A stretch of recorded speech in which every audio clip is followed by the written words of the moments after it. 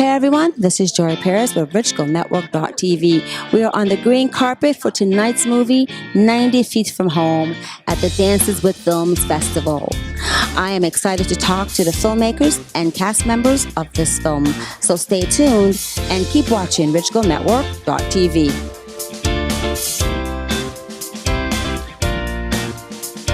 Oh, I played the role of Tommy Conway, the older brother of Adam Hampton's character, Scotty.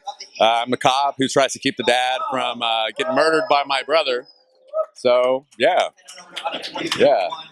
No, it was a good experience. Thank you very much. Yeah. How did you prepare for your role? I had lost 30 pounds, got lean and mean to be a cop because every cop I ran into in my life. No, it stayed off. What are you talking about? You couldn't have been 30 pounds more than that. It's impossible. What? I promise you, yes. I swear to God. But anyway, yeah, I did that, and that was it. Cut my hair short, shave my face, which I hate to do, and I was just the rest just kind of came through. And the story was it was just the words. The script was so good that it was easy. Well, that was my next question. What intrigued you about your role when you got the script that you said, I got to do this? Oh, it was just one of the best scripts as an actor who's up and coming that you're never going to have a chance to get. This is the kind of scripts that the Chris Pines, Ben Fosters get, like Hell or High Water. It's one of those scripts. And I was just lucky enough, they didn't have enough money to pay anybody. So they were like, they got my ass. And, you got the best guy for the job. Hey, hopefully so. So what did you learn about yourself? If there's one thing you came away with doing this film, what did you learn about you? The confidence that, they gave me kind of free reign to improvise, and I can do it. I just know I can do it. Does that make sense? I don't know. Yeah. What do you hope that the audience will come away with? If there's one thing after seeing this, what would you hope that we come away with? The ability to forgive people for their trespasses. Yeah. Forgive your family members for being who they are. And a lot of people mess up. A lot of people, we hurt the people close to us, always. And if you can push through that, you can do anything. So, yeah. You heard it here, guys. He said push through it, forgiveness. But before you leave the green carpet, social media, so we can find you, follow you, and stay in touch. Oh, yeah. Well, Tom Hallam at Instagram. I guess that's what it is. Yeah. I'm like a dinosaur. Yeah, that's what it is. I'm learning. All right, Tom. Congratulations. Can you share with us the role you play in this movie? The role I play in this movie is Mr. Pilar. He's kind of a terrible person that kind of represents a newer version of Shawn Michaels' character that our star, Adam Hampton, recognizes that I'm kind of like him. So an older version, he just basically wants to tell me, if you ever treat that kid like that again, I'm going to kick your... When you got this script, obviously everybody's talking about this film. What was it about? I know it's based on a true story, but what was it about it that really made you feel like this is something you wanted to do?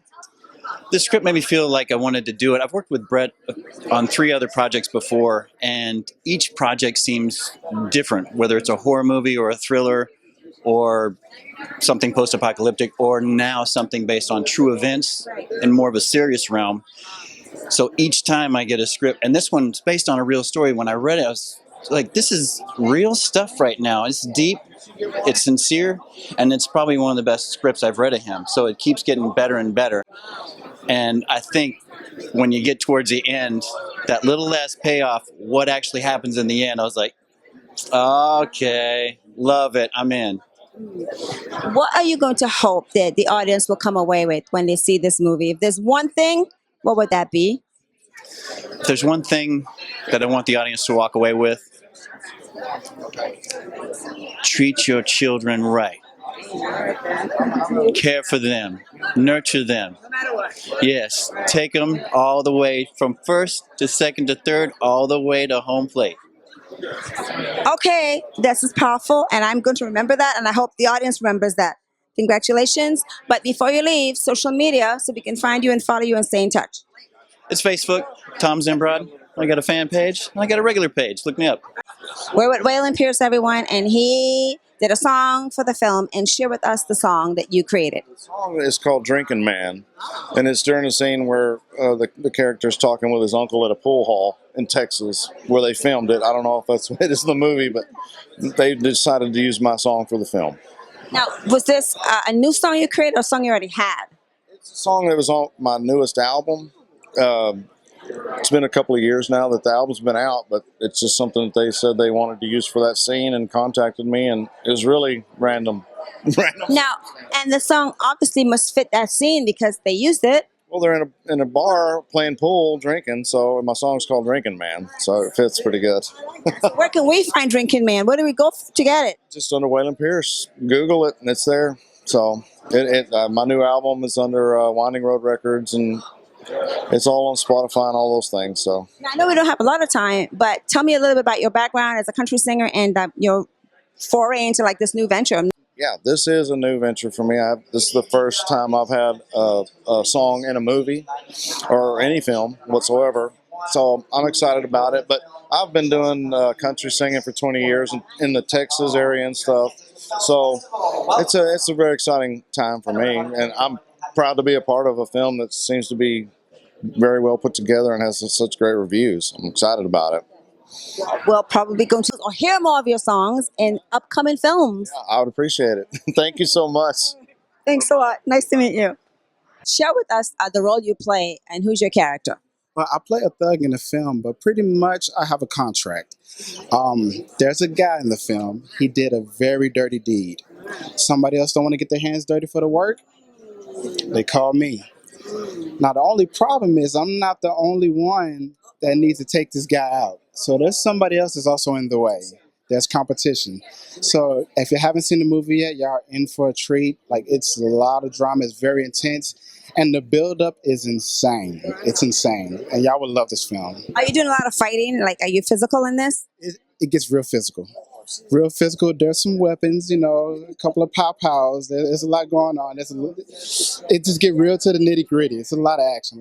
Very suspenseful. Very suspenseful. So that means you really did have to work out to stay like fit for this role. Yes, because working with Shawn Michaels, being that I'm also a personal trainer, when I first found out that I'm going to be working alongside this guy, you know, he's my hero. So I'm a personal trainer, fitness model, and I walk around 180. So I'm like, 180 is not going to do. So I had to get on the prep, and I got up to 200 pounds for this role. And I had to make sure I look good for the scene. So yeah, he came into the trailer. He said, "Man, look at those arms." I said, "These old things?" I said, "Dude, I just want to make sure I look good next to you, man." And so once we started filming, everything was like perfect. Everything went well. And it's amazing. It's so amazing. Before you leave the carpet, we've got to find out your social media so everybody could follow you and find you and stay in touch. They can find me on Instagram at Justin P. Slaughter. Look for the smile.